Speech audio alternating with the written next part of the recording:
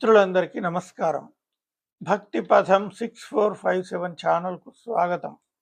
గురు పాదుకా స్తోత్రం.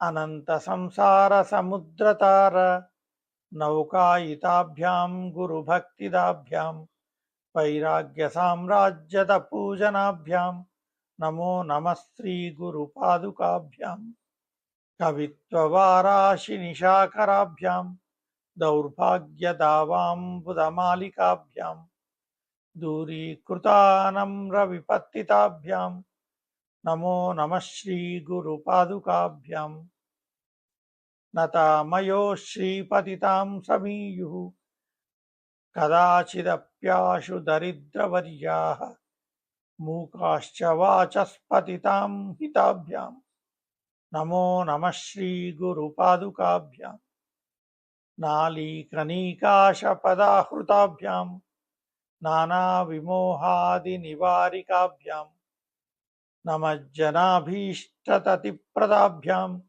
నమో నమః శ్రీ గురు పాదుకాభ్యాం నృపాలిమౌలి ప్రజరత్నకాంతి సరిద్విరాజశకన్యకాభ్యాం నృపత్వదాభ్యాం నతలోకపంక్త్యేః నమో నమః శ్రీ గురు పాదుకాభ్యాం పాపాంధకారార్కపరంపరాభ్యాం తాపత్రయాహీంద్ర ఖగేశ్వరాభ్యాం జాడ్యాబ్ధి సంశోషణ వాడవాభ్యాం నమో నమః శ్రీ గురు పాదుకాభ్యాం శమాదిషట్కప్రదవైభవాభ్యాం సమాధిదానవ్రతదీక్షితాభ్యాం రమాధవాంఘ్రిస్థిరభక్తిదాభ్యాం నమో నమః శ్రీ గురు పాదుకాభ్యాం స్వార్చాపరాణామఖిలేష్టదాభ్యాం స్వాహా